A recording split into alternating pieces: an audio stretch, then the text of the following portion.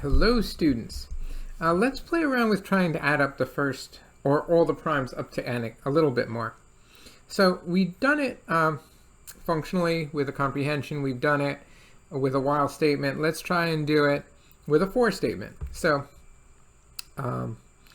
let's define a function, sum of primes up to n.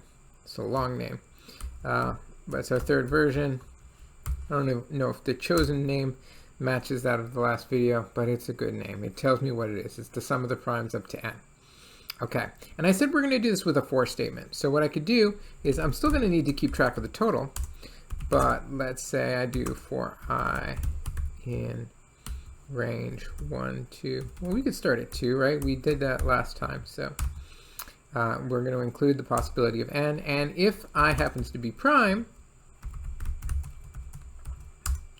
I'm going to add I to that total, and then I'm going to return the total, not I. And of course I better, there we go, I better import is prime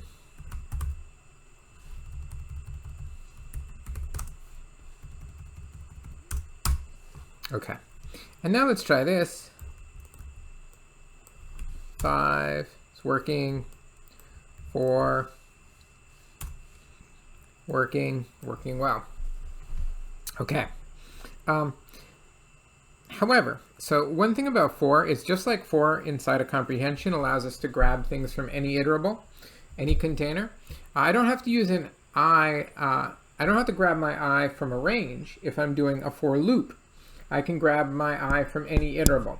So if we happen to have a collection that just had primes in it, I could avoid this check each time to see if it's prime.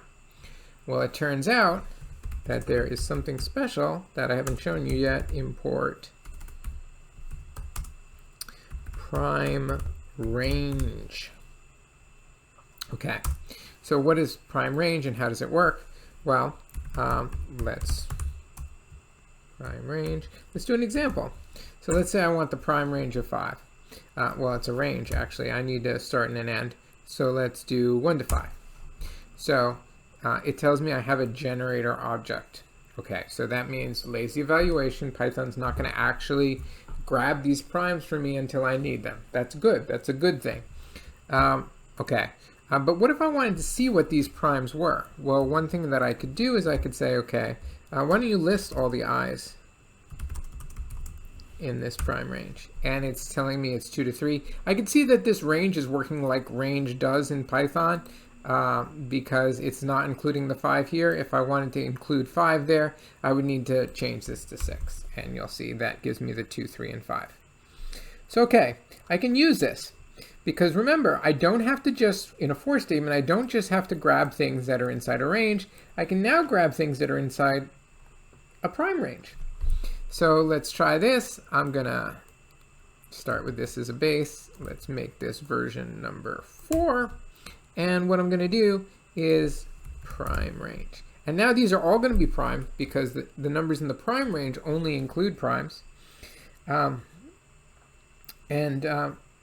Let's try this.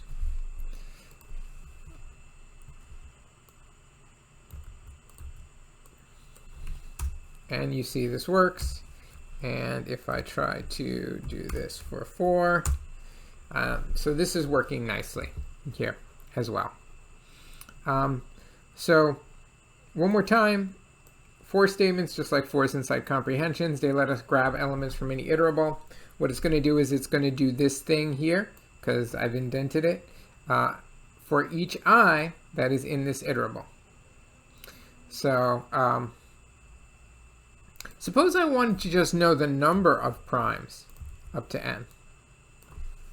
By the way, I'm not saying that this is a good way of doing it, but we can actually repurpose this very nicely, because instead of adding I, what I could do is I could add 1. So basically what I'm doing is I'm looking through the prime range and I'm adding 1 for each prime inside that range. So let's try this, and let's say we wanted to know the number of primes up to 5. should give me 3, as it nicely does. And just for one more example, I get 4 because 7's in there too if I go up to 10. Okay, so a little more playing around with for statements and the fact that they can grab from not just a normal range, but any sort of iterable. As a matter of fact, if I wanted to, let's do total equals 0. If I just wanted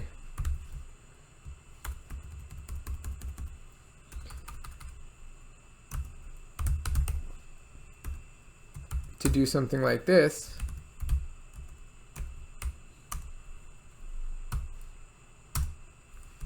I see that I can add up the elements of a set in a more imperative way as well.